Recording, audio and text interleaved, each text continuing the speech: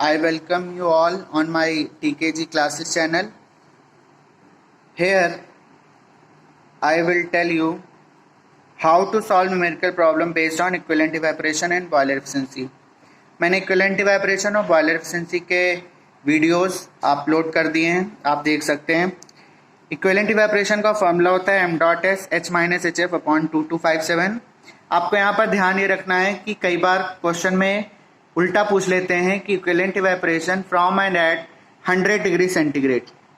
सो वहाँ पर उन्होंने रेफरेंस पॉइंट 100 डिग्री सेंटीग्रेड लिया है, मैंने रेफरेंस पॉइंट 100 डिग्री सेंटीग्रेड लिया है. तो 80 डिग्री सेंटीग्रेड पर आपको देखना है HFG की वैल्यू, और जो HFG की वैल्यू है वो आप यहाँ पर पुट कर देंगे तो फॉर्मूला आपका चेंज हो जाएगा. बाकी सारी चीज़ें वही रहेंगी, ये वैल्यू बस चेंज हो जाएगी. तो आपको ध्यान में रखना है it is the equivalent evaporation from and at 100 degree centigrade. कई बार आपने बुक्स में देखा होगा तो वहाँ पर equivalent evaporation from and at 100 degree centigrade ही लिखा रहता है. फर्स्ट ऑफ ऑल आप सबसे पहले H निकालेंगे. हम ये देख रहे हैं कि हम प्रॉब्लम को कैसे सॉल्व करेंगे. तो सबसे पहले आप H निकालेंगे. Small h given condition of the steam के आधार पर निकालेंगे. स्टीम के प्रेशर, टेम्परेचर या ड्राइनेस फ्रैक्शन के आधार पर हम स्टीम टेबल से डायरेक्ट देख सकते हैं. HF की वैल्यू आप निकालेंगे फीड वाटर के टेम्परेचर के आधार पर. जो भी आप फीड वाटर का टेम्परेचर फाइंड आउट करेंगे जो बॉयलर के अंदर एंटर कर रहा होगा, चाहे वो इकोनोमाइजर से निकल रहा हो चाहे वो फीड पंप से निकल रहा हो. यहाँ पे देखिए मैंने हाईलाइट किया हुआ है, चाहे बॉयलर में वाटर चाहे इकोनोमाइजर के थ्रू जा रहा हो चाहे फीड पंप के थ्रू जा रहा हो.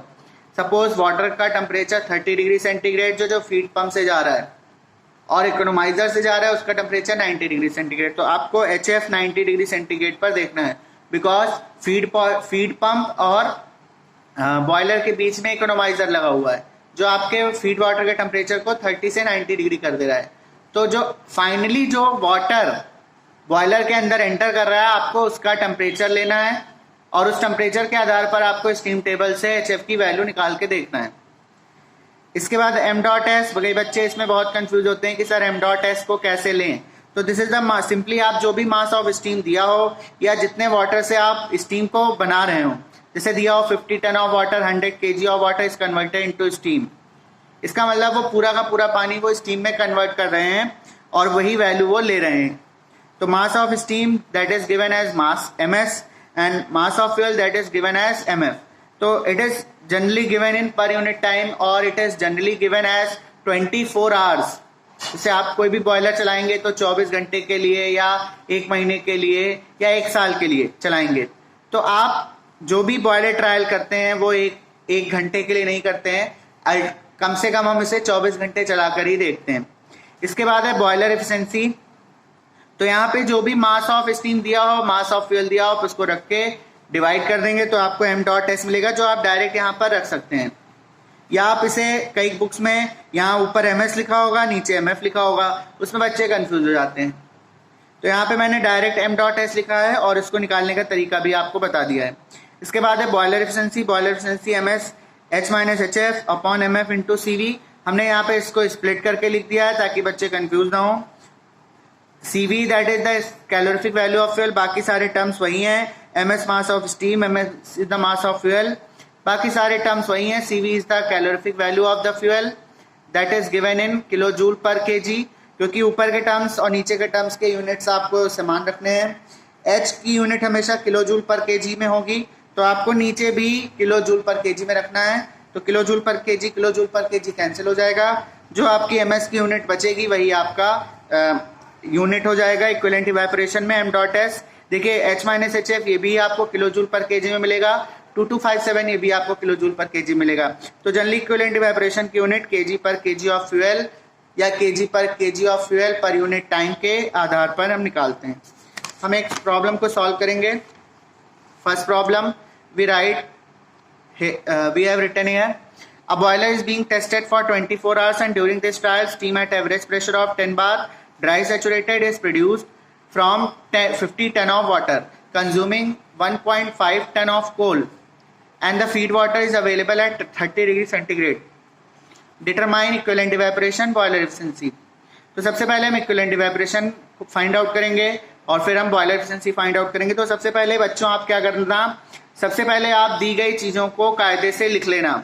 जो भी आपको समझ में आ रहा हो उसको आप लिख लीजिएगा एक बार। तो सबसे पहले मुझे ये समझ में आ रहा है कि यहाँ पर एवरेज प्रेशर 10 बार दिया है। स्टीम हमारी ड्राई सैचुरेटेड है, जो स्टीम हमने बनाया है बॉयलर में वो ड्राई सैचुरेटेड से हम क्या समझते हैं कि x इज इक्वल टू 1 है, ड्राइनेस फ्रैक्शन 1 है।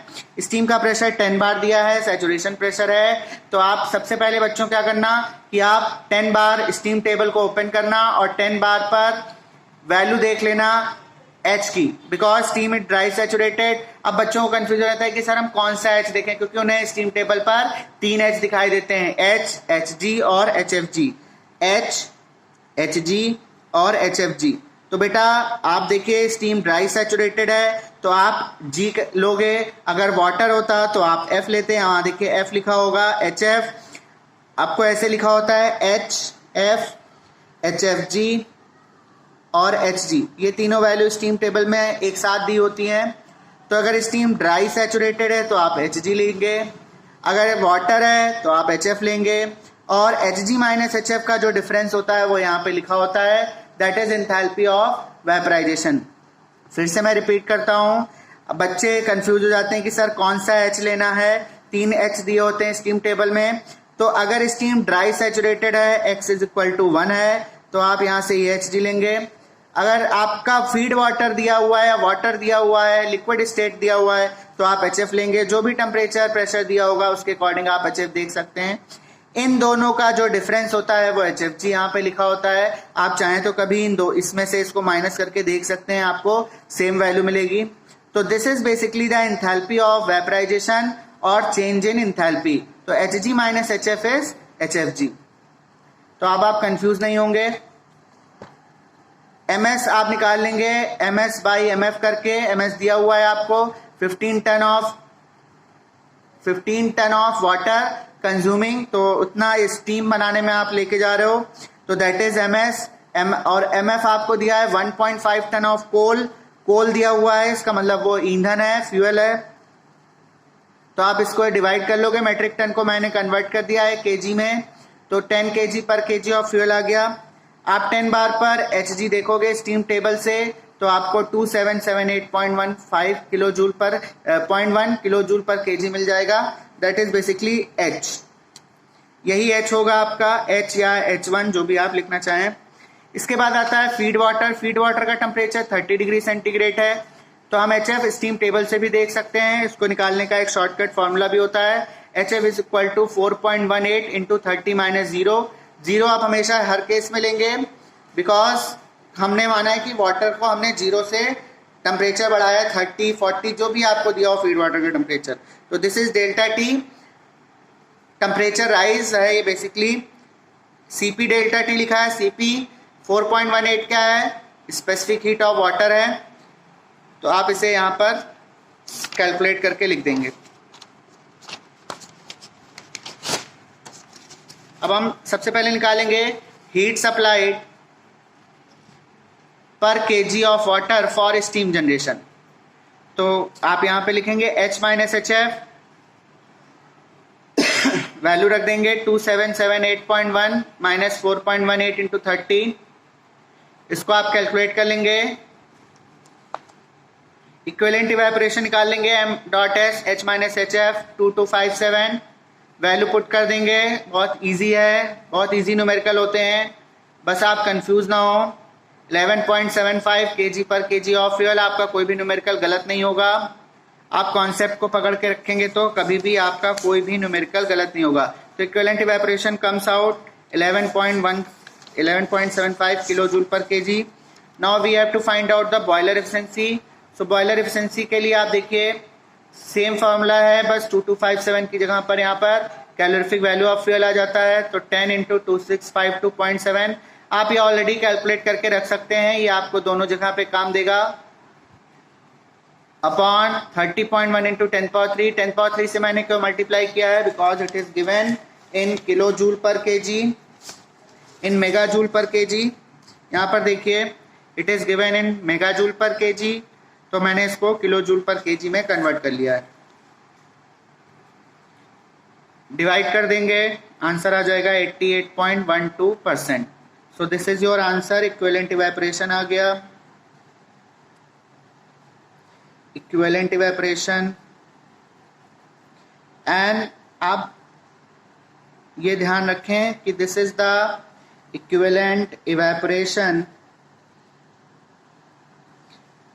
From and at 100 degrees centigrade, that is given 11.75 kg per kg of fuel, and eta B boiler efficiency,